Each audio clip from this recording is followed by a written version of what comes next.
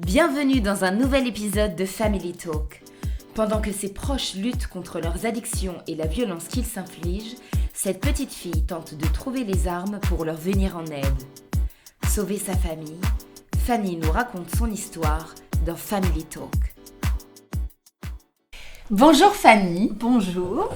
Merci beaucoup d'accepter de partager ton histoire avec moi. Ton histoire, je la connais un petit peu. Préparer cet entretien, ça m'a permis d'en apprendre plus. Et là, j'ai envie d'en apprendre plus et d'en partager plus aux personnes qui nous écoutent. Donc Fanny, est-ce que tu peux te présenter, ton âge, ta profession et pourquoi tu veux prendre le micro pour Family Talk ? Eh bien déjà, merci de me recevoir. Alors, je suis très très contente de pouvoir échanger tout ça avec toi, même si effectivement tu connais un petit peu mon histoire. Ça fait 10 ans qu'on se connaît. Waouh, ça fait mal. Ça fait mal. C'est vrai, on était un peu des bébés. Ouais. Donc, je m'appelle Fanny, j'ai 32 ans, je suis chanteuse et comédienne, je vis à Paris. Pourquoi je veux raconter mon histoire ? En premier lieu, pour peut-être sensibiliser un peu sur des thématiques qu'on va aborder plus tard. Et aussi parce que je trouve ce concept incroyable et que je suis très très fière de faire partie de ton projet. Merci beaucoup. On va commencer par le début, tout simplement. Donc Fanny, tu es née en 86, mes calculs sont bons, 91. Oui. Wow. Bravo. Tu es née en 91 et par quoi ont été marqués les premiers instants de ta vie ? Je suis née dans une famille aimante. Voilà.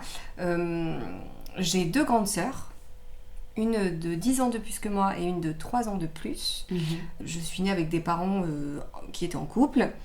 Voilà, dans un foyer qui malheureusement était déjà assez instable, même très instable, puisqu'il y avait quand même pas mal de violences chez moi.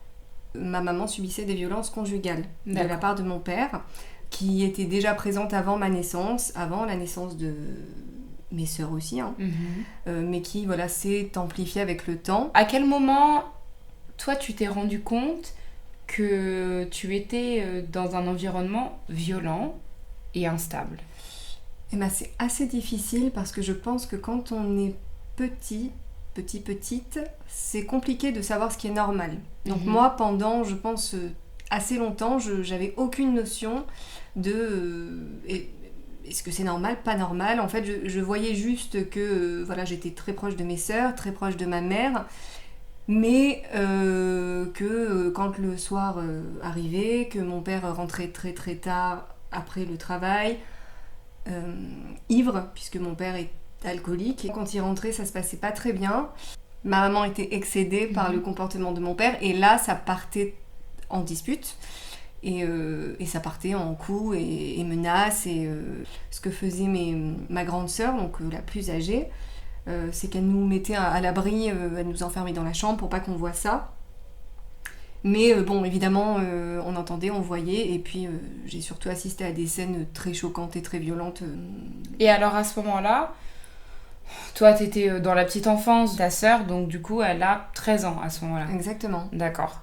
Et donc c'est elle qui prend le rôle de la protectrice. C'est ma sœur qui s'occupe de nous. Elle avait effectivement 10 ans de plus, donc elle était déjà là-dedans depuis très longtemps, puisque ma sœur se mettait entre ma mère et mon père pour protéger ma mère des coups, déjà très petite. J'ai juste le souvenir d'être dans ma chambre, ou alors si j'étais pas dans ma chambre, d'être derrière. Parce que ce soit mes sœurs ou que ce soit ma mère, j'étais toujours protégée, on va dire. Mais par contre, impuissante. En tout cas, c'est comme ça que je me suis sentie pendant des années, parce que finalement, je ne pouvais rien faire. Tu vois, dès que ça se terminait, le lendemain, on retourne à l'école, comme si de rien n'était. Et pour moi, ça, c'était... C'était quotidien ? Alors, je dirais pas que c'était quotidien, ça n'arrivait pas forcément tous les jours, mais c'était les montagnes russes. Par exemple, pendant des semaines, il pouvait ne rien se passer, parce que mon père est quelqu'un de très calme. Et il était violent uniquement, entre gros guillemets, attention, uniquement quand il buvait. Sauf que mon père était très souvent au travail, faisait des grosses journées, et quand il rentrait le soir, il s'arrêtait au PMU du coin avec ses amis, il rentrait très très tard, et donc du coup ça recommençait. Mais il pouvait ne rien se passer pendant des semaines, des mois. Il n'y avait pas de règles. Donc du coup ça crée une insécurité à chaque fois d'espérer, de se dire ça y est, c'est fini. Et ça par contre, j'en ai des très gros souvenirs. Tu vois, la peur, j'ai la sensation de peur, mais j'ai surtout le souvenir de la déception en fait. De l'espoir et de la déception derrière, de me dire oh non, ça recommence. Ouais. Est-ce que t'as un souvenir qui t'a marqué? Alors, j'en ai plus ou moins deux. Le premier, et en fait, c'est pas l'événement en lui-même, c'est ce que nous, on a fait derrière. Quand je dis nous, je parle de ma sœur et moi, parce que la plus grande était déjà partie, je crois. Je pourrais plus te dire quelle était la scène, mais bon, toujours plus ou moins la même, une dispute et puis des coups et ça part. Et comme nous, on était plus grandes, je pense que j'avais peut-être 8, 9 ans, je sais pas, aux alentours de cet âge-là à peu près. Et là, ma sœur, donc celle qui était un peu plus grande que moi, celle du milieu, avait un tempérament pour le coup très provocateur. Donc autant moi j'étais terrorisée, je disais jamais rien, autant elle cherchait, elle partait et surtout elle voulait protéger ma mère, mais du coup elle s'opposait à mon père. Ouais. Elle est descendue chercher le voisin qui est un ami de mon père. Et ça c'était récurrent. Tu vois, c'était soit on allait chercher le voisin, soit on appelait la police. D'accord. Et qu'est-ce qui se passait quand vous alliez chercher le voisin? Alors il montait en courant, et puis alors parfois c'était à des horaires improbables, forcément, soit c'était dans la nuit, soit c'était... il venait en chaussons, il montait, il calmait mon père, il redescendait, et puis le lendemain on se recroisait, on allait boire l'apéro, et c'était comme si de rien n'était, tu vois. Oui. Et le deuxième événement, et pour en revenir au fait que mon papa n'a jamais été violent avec nous, ça c'est un événement qui m'a beaucoup marqué parce que c'est aussi une fois où je pense que j'aurais pu moi être blessée très gravement, voire mourir. Ce jour-là, pareil, il y avait mon autre sœur et moi. Mon père était dans un état pas possible et je me souviens parce que quand il était comme ça, c'était vraiment plus lui-même, c'était un monstre. D'accord. Il avait les yeux rouges. Enfin, pour moi, c'était un monstre, tu vois, c'était pas de mon père. Oui. Et on était dans la cuisine et il y avait sa bouteille de vin rouge sur la table. Et ma sœur a dit cette fameuse phrase: si tu touches à maman, je prends la bouteille et je te l'explose sur la tête. Et en fait, il faut savoir qu'il y avait la table, il y avait la bouteille, j'étais à côté de la table. Et mon père a dit ah ouais, il a pris la bouteille, il l'a éclatée sur la table à 2 cm de mon visage, quoi. Dans un élan de colère. Oui. Alors évidemment, je pense qu'il n'a pas dû prendre conscience. Ouais. Et je me souviendrai toute ma vie de ce jour parce que je me souviens plus de la réaction de ma mère que de mon propre ressenti. Ma mère, elle a dit « Oh, la gosse !» Et je me souviens de ça. Tu vois ? Donc en fait, à 2 cm près, je me prenais la bouteille en plein sur la tête. Là, j'ai été sidérée, tu vois, j'ai été sidérée. Et c'est après que je me suis rendu compte que j'avais failli y passer et surtout que j'avais eu peur. Mais ça a été... un processus ? Complètement. Ouais. Parce que même encore aujourd'hui, pour travailler dessus, j'ai du mal à retrouver cette sensation de peur, alors que je suis quelqu'un de très anxieuse, tu vois, de manière générale. Ouais. Parce que je pense que c'est quelque chose que je voulais pas admettre. Pour moi, avoir peur, c'était être faible, etc. Et ma mère, elle ne montrait jamais rien, tu vois. Alors qu'elle encaissait, ma mère, elle avait toujours les sourcils froncés, c'était poker face, on voyait pas qu'elle avait peur. En fait, ma mère, j'avais l'impression qu'elle était toujours énervée. D'accord. Toujours agacée, toujours énervée. Mais là où elle avait peur, c'était pour ses filles. Parce que voilà, ses filles, c'était tout. Et là, ce jour-là, je pense qu'elle a eu très peur. Les autres épisodes qui ont été encore plus graves que ça, moi, j'étais toute petite, ou pas née. Moi, j'étais bébé. Donc c'est évidemment ma mère qui me l'a raconté. Ma mère s'était couchée avec nous. Il faut savoir que nous, on allait tout le temps, la nuit, dans le lit de ma mère, enfin, de mes parents, parce qu'on n'arrivait pas trop à dormir, forcément. Et tes parents, ils dormaient dans le même lit ? Ils dormaient dans le même lit, mais quand nous, on arrivait tac dans le lit pour aller dormir avec maman, mon père, il finissait sur le canapé. Ou dans notre lit à nous, tu vois. Il avait l'habitude, c'était comme ça. Ouais. On arrivait déjà, on avait du mal à dormir et à laisser ma mère, je pense, maintenant, avec le recul, qu'il y avait ça, on avait trop peur, tu vois. De la laisser toute seule. Ouais, je pense que c'est ça. Ce jour-là, ma mère s'était couchée, mon père n'était pas rentré, voilà, donc ça l'avait lassée, elle s'était couchée. Mon père est rentré en faisant un max de bruit, ivre, dans la cuisine, etc. Et ma mère a juste dit, en chuchotant à mon père, « Chut, il y a les petites qui dorment. » Et là, il est arrivé dans la chambre, il l'a prise par les cheveux, il l'a traînée. et il l'a roué de coups, il l'a jeté dans l'escalier de l'immeuble. Il lui a cassé le nez, elle était en sang. Je pense que c'est mes sœurs et les voisins qui sont intervenus, je saurais pas te dire. Mais en tout cas, c'est la fois où ma mère s'est dit « Purée, pour une fois, j'avais rien dit. » Et ça a été la fois la pire, en fait. Est-ce qu'à un moment, ton père a dit pardon ? Alors, mon père disait pardon. Bien sûr, il disait pardon, il s'en voulait, mais il a aussi occulté énormément de choses. Et encore aujourd'hui, quand on lui dit tu es alcoolique, il dit encore non. Et quand on lui dit tu as été violent et tu as failli tuer notre mère, il dit non, je l'ai juste bousculé une fois. Est-ce qu'il nie complètement les faits parce qu'il ne veut pas l'avouer à sa famille ? Ou tu penses qu'il y a une façon, comment je pourrais dire, de se convaincre de la non-gravité des faits ? Alors au début, je pensais que c'était la première option.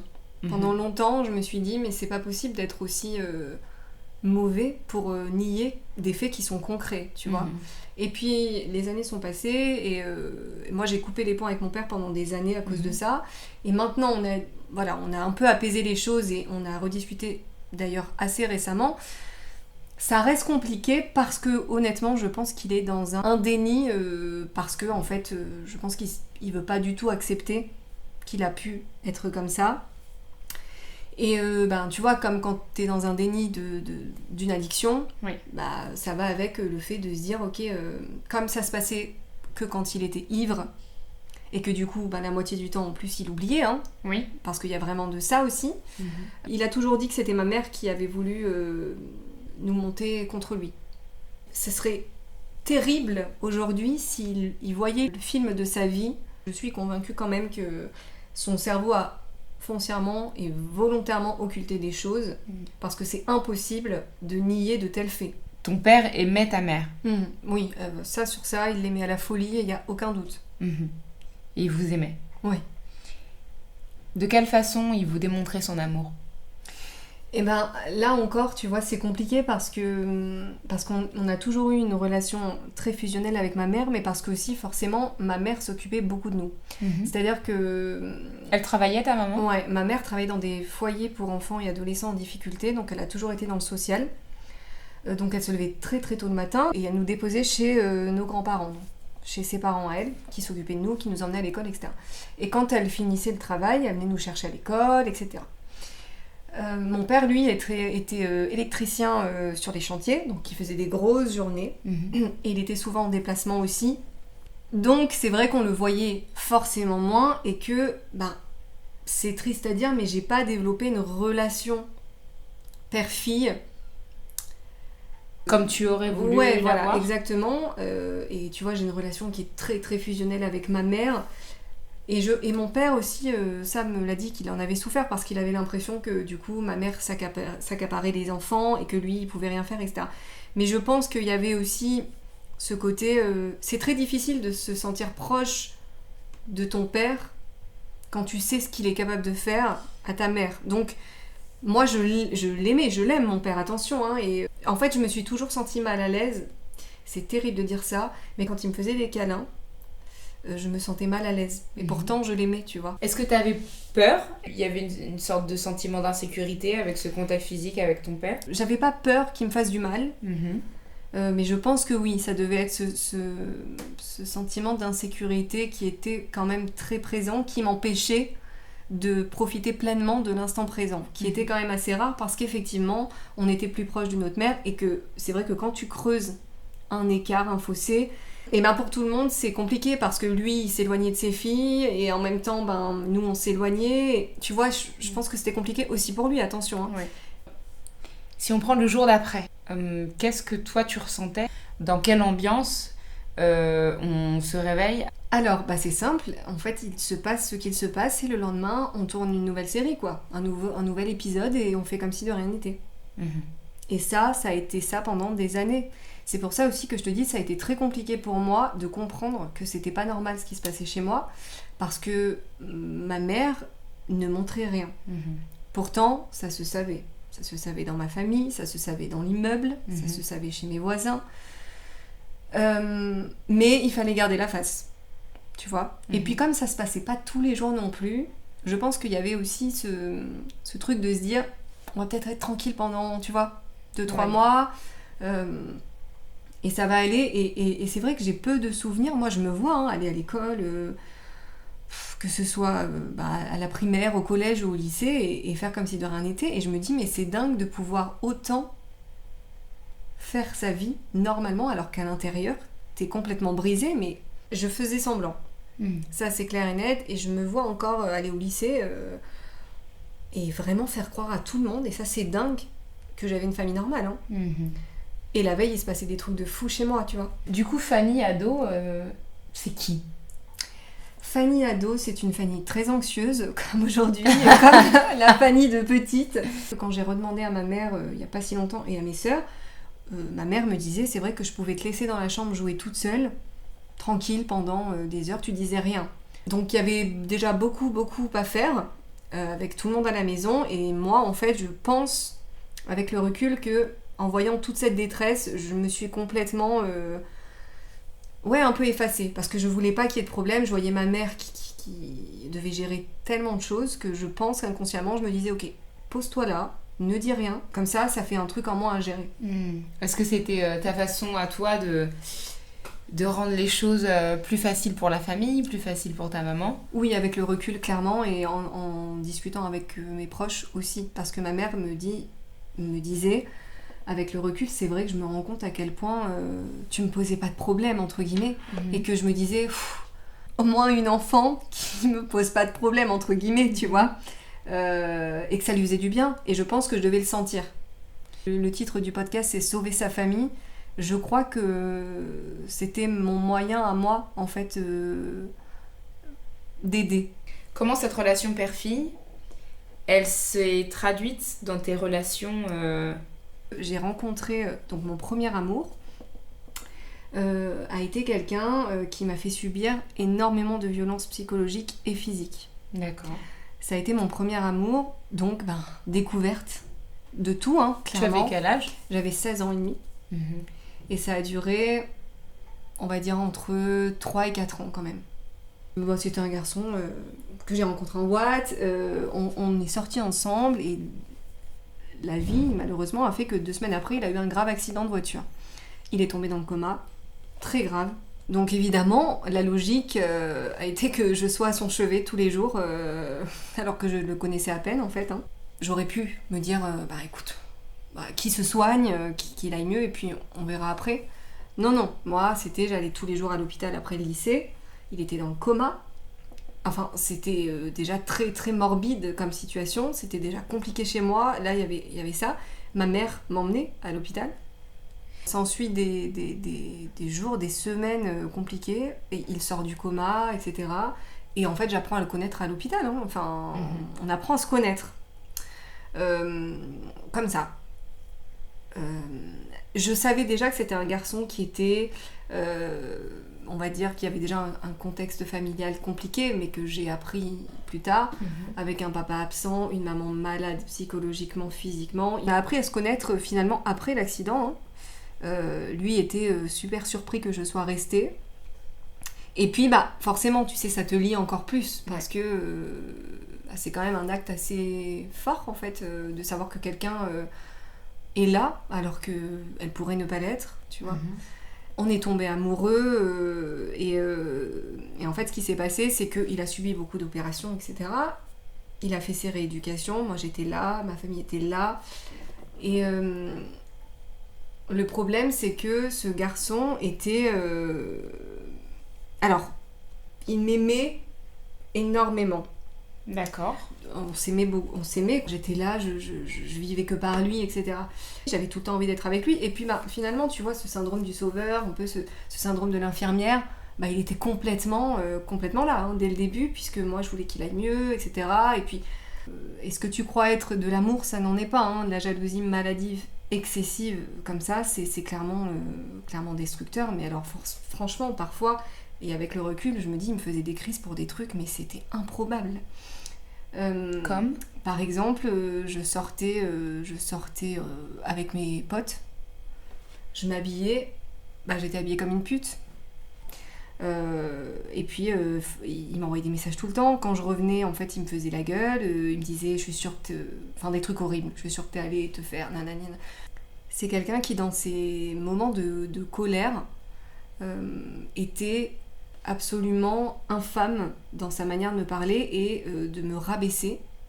Puisque déjà, il le faisait en rigolant assez régulièrement, mais alors quand il était énervé, c'était des propos qui, tu vois, j'ai 32 ans aujourd'hui et je m'en souviens comme si c'était hier, pour te dire à quel point ça m'a marqué, où clairement, il me dénigrait psychologiquement, physiquement, à me dire des choses horribles, quoi, à me dire de toute façon, tu trouveras personne qui voudra de toi, t'es trop dégueulasse, t'es pas désirable comme femme, et en fait, il pointait tous mes défauts physiques. Donc vraiment, parfois, il s'asseyait, il me disait, tu vois, ça c'est moche. Ça, je sais pas, que ça pouvait être ma cellulite, mes vergetures ou autre chose, ça c'est dégueulasse. Et là où ça me faisait le plus de mal, c'était même pas quand il était énervé, c'était quand, par exemple, on était tous les deux et que tout allait bien, et qu'il me disait, et ça aussi je m'en souviens très très bien, un jour il me dit, tu vois, je t'aime, et t'es bien comme ça, mais... Et il sort un magazine et il me dit, mais tu vois, si t'étais comme ça, ce serait mieux. Dans un moment romantique ou un moment d'intimité, on est dans les bras l'un de l'autre, où t'es la plus vulnérable parce que et ben, il te dit d'une voix tellement douce et tellement gentille que t'es pas assez. Que t'es pas assez en fait. Sauf que c'était ça tout le temps. Et tu penses bien que dans les moments de dispute, c'était mais des insultes. C'est même pas audible, franchement, ce que j'ai entendu. Et s'accompagner à ça des violences physiques qui ont été, pareil, très, très graves en fait, hein, parce que je pense que j'ai failli y passer plus d'une fois au final.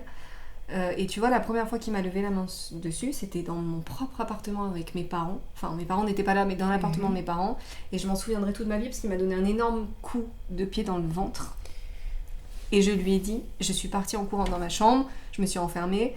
Il est venu, pardon, et je lui ai dit, tu viens de faire la chose que j'ai vue toute mon enfance. Et j'ai toujours dit que ça ne m'arriverait jamais.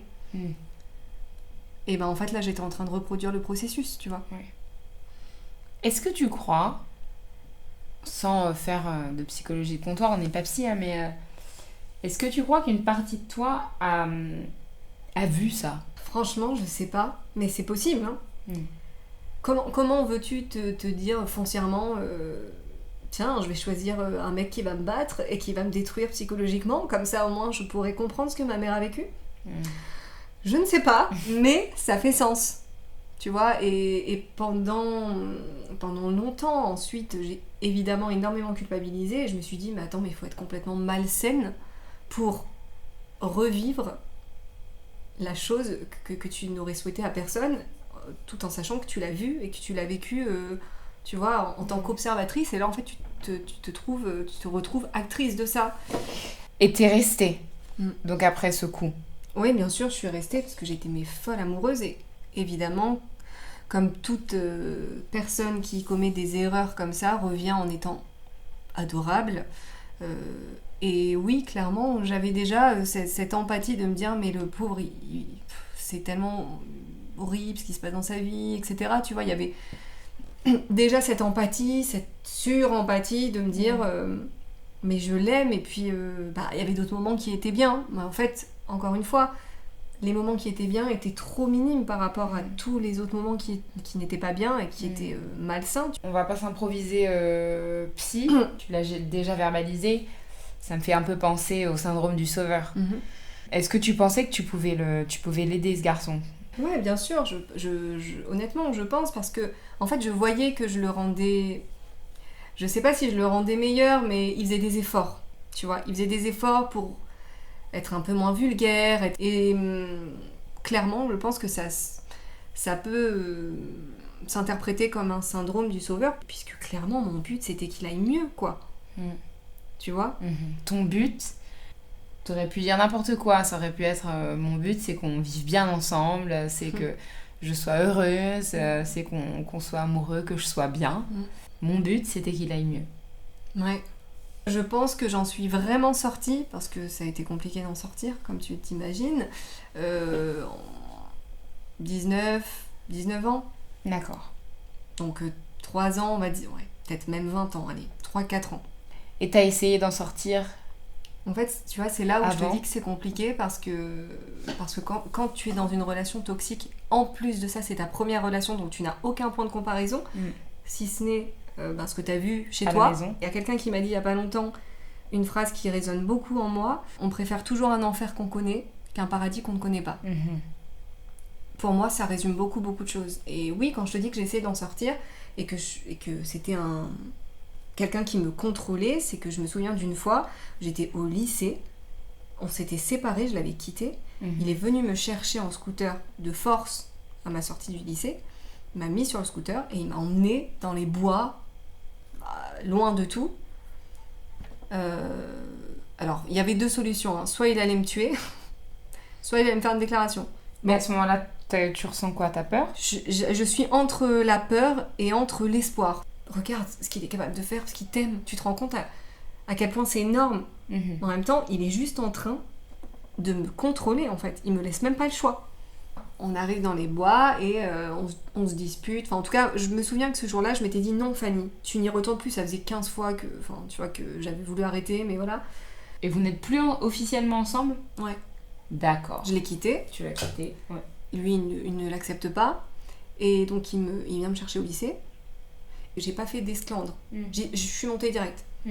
Parce que j'avais plus peur que les gens me jugent que peur qu'ils me fassent quelque chose. Protéger, garder la face. On se dispute, pas trop. Tu vois, j'essaie de temporiser parce qu'on sait jamais ce qui peut m'arriver aussi. Et finalement, on se remet ensemble. Il m'avait tellement persuadée que je ne valais rien, que je ne trouverais personne d'autre, que j'étais tellement... et je pèse mes mots, hein, que j'étais physiquement dégueulasse, que moi, dans ma tête, je l'ai ancré, tu vois. Et ça m'a suivi pendant des années de me dire ton physique est un fardeau, tu vois. Donc, essaie d'être, je sais pas, plus intelligente ou plus talentueuse, ou combler des trucs, tu vois, tout le temps. Il m'avait tellement persuadée de ça que je pense qu'aussi, je revenais vers lui parce que j'avais peur. J'avais peur d'être seule, de trouver personne et de me dire il n'y aura jamais quelqu'un qui m'aimera autant pour ce que je suis, parce que comme je suis pas assez, lui il accepte que je sois pas assez, tu vois, il y avait tout ça. Et il me prend comme ça. Et il me prend comme ça, j'ai de la chance quand même. Donc c'était un peu la violence, l'humiliation ou la solitude. D'accord. Complètement. Donc t'es sortie de cette relation. Ouais. Je suis arrivée dans la vie d'adulte, finalement, en ayant une estime de moi-même qui était quand même très très dégradée, très dégradante. Évidemment, pendant longtemps, je n'ai pas du tout eu envie de rencontrer un homme, puisque dans ma tête, il y avait une chance sur 2 pour que je retombe sur quelqu'un qui allait me faire du mal, et puis alors aucune confiance. Voilà. Donc ça a été très compliqué, et surtout un manque de confiance en moi qui fait que en fait je me sentais jamais à la hauteur dans tous les domaines. Et j'ai quand même réussi à quitter la maison, à partir vivre à Paris, à faire ce que je voulais toujours faire. Tu vois, je me suis poussée, je me suis mis un coup de pied aux fesses et je me suis dit t'as peur, vas-y quand même, parce que de toute façon la peur n'évite pas le danger, hein, sinon ça se saurait. Et je pense que ça vraiment ça m'a aidé, même si ça a été compliqué, tu vois, ça m'a aidé. On sait tous que quand on part de la maison, on laisse ce qui reste. C'est le grand saut dans l'autonomie, dans la liberté, dans la décision de soi, de ce qu'on veut pour soi. Mais c'est aussi fermer la porte à l'enfance, faire le deuil de choses qui ne reviendront jamais. Dans ton cas aussi, c'est laisser des gens seuls. Comment ça se traduit chez toi? Alors pour moi, c'est une tragédie de laisser ma mère. Parce qu'en fait, ma grande sœur, la plus grande, est partie de la maison.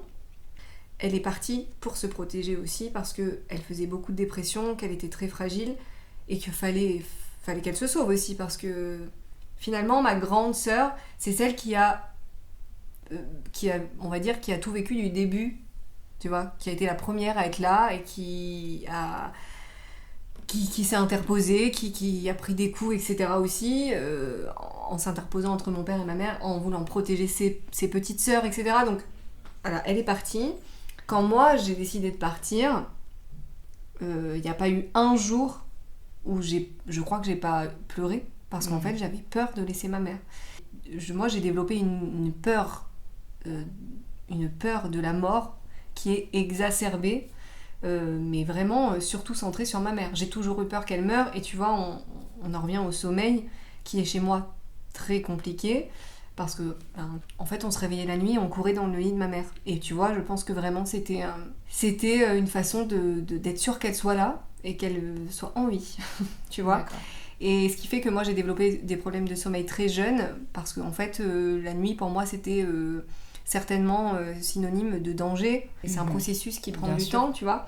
Quand je suis partie à Paris la première année, j'ai trouvé un travail et j'ai travaillé, et il n'y a pas un jour où j'avais pas peur en fait. Et je pouvais sentir au téléphone, quand j'avais ma mère au téléphone, je pouvais sentir les jours où il se passait un truc. C'est-à-dire qu'au son de sa voix, j'arrivais à... Et je lui disais, il s'est passé un truc. Non, maman, il s'est passé un truc. Et elle voulait pas me le dire, mais je savais. Donc ça a accentué mon anxiété de me dire, mais tu te rends compte, tu l'as laissée, elle peut mourir. Jusqu'au jour où va se dérouler on va dire, dernier drame qui va changer le cours de l'histoire. Et qu'est-ce qui se passe ? Ce jour-là, je suis en tournée à Nice. Je joue dans une pièce de théâtre. C'est mon premier contrat après l'école. J'ai, je crois, 24 ans. Tu vois, 23, 24. En fait, ma sœur m'appelle en me disant il s'est passé quelque chose. Ma sœur n'habitait plus chez mes parents et tout depuis un moment. Et elle me dit je me suis battue avec papa. Et en fait, elle est très très confuse dans ce qu'elle me raconte. Donc déjà, je comprends qu'elle est certainement pas dans son état normal. Donc bon, bah déjà, évidemment, je m'inquiète. Et elle me dit, je me suis battue avec papa. Là, je suis en train de porter plainte. Enfin, en fait, je comprends rien. Trop d'informations. Et j'appelle ma mère, parce que je sais aussi que ma mère ne voulait pas m'inquiéter. Donc ne voulait certainement pas que je sois au courant. Ce qui avait tendance vraiment à m'agacer. Et elle me dit « Oh, mais pourquoi elle t'a appelé ?» etc. Je dis « Écoute, tu me racontes ce qui s'est passé, parce que ça va être pire si je le sais pas. » Et donc, en gros, ma sœur, qui était dans cette période de sa vie, dans des addictions, est venue apparemment demander de l'aide à mes parents, mais il était très tard dans la nuit, je sais pas, elle est venue toquer un peu à la porte en disant « J'ai des problèmes, il faut m'aider. » Donc elle est venue demander de l'aide à mes parents, tu vois. Et est-ce qu'elle demandait de l'aide pour quelque chose de ponctuel, ou de manière générale, là j'en peux plus Non, je pense que c'était surtout lié à sa consommation de drogue.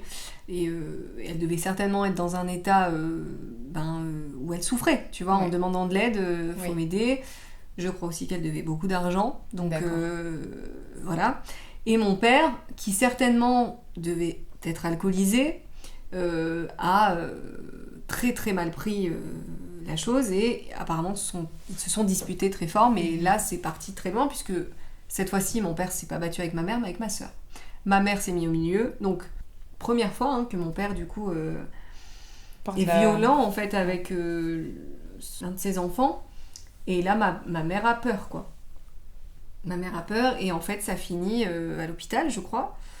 Ma mère emmène ma soeur à l'hôpital. Je sais plus exactement ce qu'elle avait, mais elle avait des traces, des coups, et derrière va porter plainte contre mon père.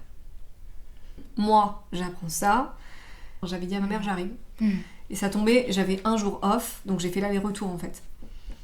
Ma mère me dit, mais non, je dis si. Et en fait là, j'arrive et je me dis, en fait j'arrive, je prends ma mère et je la sors de force. Là pour moi c'était... Enfin, en fait, ça passait tout entendement. Tu te rends compte, ton père, ça en est pris aussi à ta sœur. Enfin, qu'est-ce que c'est que ça, quoi ? Ça va trop loin. J'arrive, et donc ma mère me raconte, etc. Et je lui dis, maman, maintenant, tu t'en vas, en fait. Là, vraiment, tu t'en vas. Et ma mère est partie. Elle est partie. Mon père était parti, je crois, en Espagne, parce qu'il est originaire d'Espagne. Il était parti en Espagne, je crois, quelques jours, et en fait, ma mère a profité de ces jours-là pour prendre ses affaires. Elle a trouvé un mini-appartement, et elle est partie. Et depuis, ils ont divorcé. chacun fait sa vie de son côté et ma mère est beaucoup plus sereine. La nénette, comme on m'appelait, Ouais.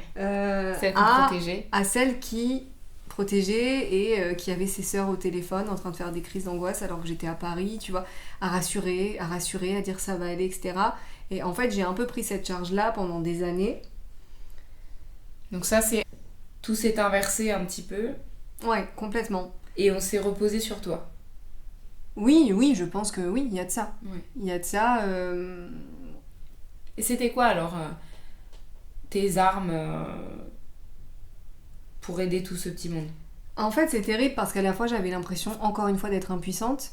Et en même temps, je sais que j'arrivais quand même, que ce soit ma grande sœur, à la rassurer, tu vois, parce que elle était hypocondriaque, elle avait peur toujours d'avoir quelque chose, etc. Et moi, mon rôle, c'était de la rassurer.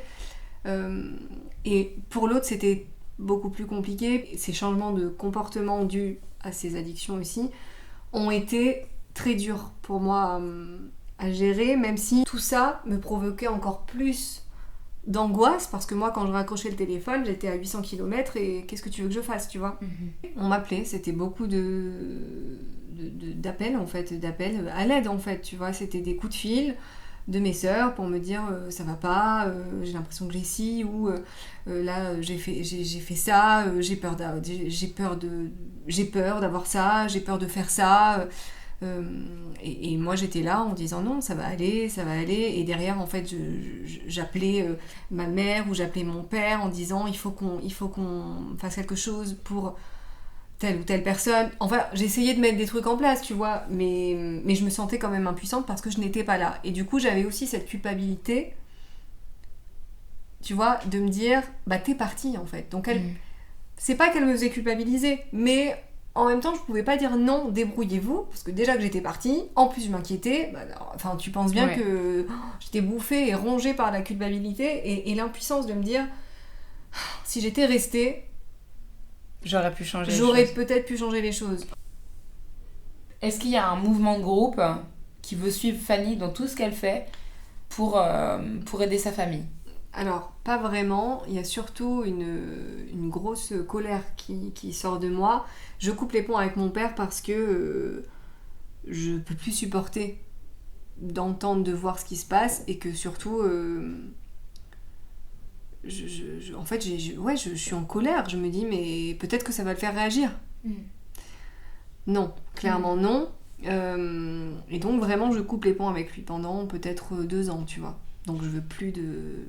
En fait, je me rends compte que j'ai une énorme colère qui sort de moi et qui, du coup, me bouffe, quoi. En fait, ça m'empêchait d'avancer, tu vois. Ça m'empêchait d'avancer parce qu'en même temps, je commençais ma carrière, j'étais dans la vie d'adulte, j'avais envie, tu vois, d'être bien, en fait. Et j'ai eu, tu vois, cette présence d'esprit de me dire, ok, règle les choses, en fait. Ouais. Et donc, là, j'ai envoyé un message à mon père, mes sœurs, en leur disant, on va faire une thérapie familiale. Je vais venir une fois par mois. De Paris. Ouais. Je vais venir une fois par mois à Grenoble. On va faire un rendez-vous chez une thérapeute familiale. Et je leur ai pas laissé le choix. Et on commence à faire ces rendez-vous et en fait le problème c'est que je suis face à un père qui ne veut absolument rien reconnaître et que ce soit mes sœurs ou moi, on est un peu dans une sidération quoi, de se dire mais est-ce que tu te rends compte de ce qu'on a vécu et du fait que tu sois dans le déni en fait. Donc très vite moi, avec la colère que j'avais à l'époque, c'est terrible, j'insulte, je suis dans un état pas possible parce que finalement, ces rendez-vous, je repartais à Paris, j'avais une boule au ventre, j'étais brisée encore plus qu'avant. Et un jour, la thérapeute nous dit on ne va pas pouvoir continuer parce que vous êtes trop en colère en fait. Là, ça sert à rien. C'est blocus sur blocus, tu vois. Il y a quand même des choses qui se sont dites en thérapie, tu vois, il y a des choses qu'il a entendues. Mais le fait d'être face à quelqu'un qui n'avoue pas du tout ce qu'il a fait et qui décrédibilise complètement ce que tu as vécu, ce que tu as ressenti et qui te dit c'est votre mère qui vous a monté contre moi, c'est très très dur à entendre. Donc, on a abandonné cette idée. Donc pour moi, ça a été un échec, tu vois. Or, j'avais quand même mis quelque chose en place, tu vois. T'as dit que t'avais l'impression d'avoir échoué, de ne pas avoir réussi à les aider. Comment on surmonte ça ? Alors, est-ce que je l'ai vraiment surmonté ? Je sais pas, mais ce que je sais, c'est que j'ai trop longtemps vécu dans cette souffrance de me dire j'y arrive pas. Et en fait, je crois que là, l'équilibre que j'ai trouvé, c'est justement en fait de me faire passer un peu en priorité. Tu vois, j'ai encore du mal à le dire. En fait, c'est très difficile de se dire écoute, je ne peux pas sauver les gens. Si les gens ne veulent pas être aidés. Enfin, tu vois, c'est le genre de phrase qui est totalement vraie, mais qui est un peu énervante. Tu vois, tu te dis. Parce que c'est plus facile à dire qu'à faire. Exactement, c'est plus facile à dire qu'à faire. Sauf que j'ai compris, en grandissant, avec mon expérience, justement, de vouloir sauver les gens de manière générale et de me rendre compte que quand tu ne veux pas te sauver toi-même, personne ne peut le faire à ta place, et ça, c'est réel. Et je parle pour moi aussi, attention, hein, tu vois, mais à un moment donné, je pense que j'ai, par la force des choses, dû lâcher prise. En me disant, ok, bah, en fait, si tu peux pas sauver les autres, essaie déjà de te sauver toi-même. Parce que, du coup, t'assistes à la souffrance des autres, et toi, tu souffres autant qu'eux, parce que tu n'arrives pas à leur enlever leur souffrance. Donc, à un moment donné, qui va aller bien dans l'histoire ? Et ma mère m'a dit une phrase un jour en me disant, mais tu sais, moi, je souffre encore de me dire que ma mère n'a pas la vie qu'elle mérite. Et ça, c'est quelque chose qui me peine beaucoup encore, même si voilà, j'essaie de lâcher prise là-dessus, parce que pour moi, il y a eu trop d'injustice, elle a trop souffert dans sa vie, et qu'aujourd'hui, bah, ma mère, c'est une reine, quoi. Elle devrait être sur un piédestal, elle devrait être dans l'abondance, dans plein de domaines, et c'est pas forcément le cas, et je trouve ça injuste. Et j'ai eu une discussion il y a pas longtemps avec ma mère sur ça, et elle m'a dit quelque chose qui m'a fait réfléchir. Elle m'a dit, mais tu comprends pas que aujourd'hui, déjà je suis beaucoup plus sereine qu'avant. Alors certes, j'ai moins de moyens et c'est un peu la galère, mais mon état d'esprit est tellement différent que pour moi déjà, ça vaut tout l'or du monde. Et ensuite elle m'a dit, de savoir que tu vas bien, c'est ça qui fait que je souffre moins. T'as vécu pendant des années en te posant même pas la question de est-ce que je suis heureuse, comment est-ce que je vais faire pour être heureuse. Non, telle personne elle va pas bien, donc attends, sois pas égoïste, et puis va l'aider d'abord, et toi on verra après. C'est pas que j'étais heureuse, mais j'étais pas malheureuse. Ouais. Or, si, clairement, hein, je pense qu'à l'intérieur de moi, la petite Fanny, elle était très malheureuse, mais fallait pas le montrer. Aujourd'hui, j'ai beaucoup de chance. J'ai un toit. J'habite dans la ville dans laquelle je veux habiter. J'ai des amis en or. Tu vois, j'ai un travail que j'aime. Tu vois, je suis heureuse parce que je me donne les moyens aussi de l'être. Et la police dans tout ça ? Tu me racontais tout à l'heure que vous aviez l'habitude d'appeler le voisin ou d'appeler la police. Quel rôle ils ont joué dans cette histoire ? Eh bien, écoute, je sais pas si on a... Moi, j'ai pas de souvenir d'avoir beaucoup vu la police, en tout cas. Parce que je pense aussi, et j'ose espérer qu'aujourd'hui c'est différent, mais je crois encore que quand tu appelles la police en disant que ton père est en train de frapper ta mère, je crois qu'aujourd'hui ils envoient quand même quelqu'un tout de suite, mais je crois qu'à l'époque c'était pas si simple, tu vois. Donc soit il venait pas, soit il venait 4 heures après, et forcément 4 heures après, bah, la tempête était passée. Mais il faut savoir aussi que ma mère avait déjà un dossier comme ça sur mon père. Elle avait déjà porté plainte, je crois, ou posé des mains courantes. Toutes ces plaintes, ces mains courantes, ça n'a abouti à rien du tout. À rien du tout. Personne n'a protégé ta maman, personne ne vous a protégé. Non, et tu vois, le numéro 3919 qui a été mis en place il y a quelques années pour les violences intrafamiliales, notamment pour les violences conjugales, je pense que si ce numéro avait été mis en place à l'époque, peut-être, je sais pas, peut-être que je me dis, ça nous aurait peut-être aidé, tu vois, parce que c'est vraiment une plateforme qui est mise en place pour écouter déjà réellement, prendre au sérieux réellement et mettre en place des choses sans attendre d'appeler 15 fois, tu vois, ce qui est...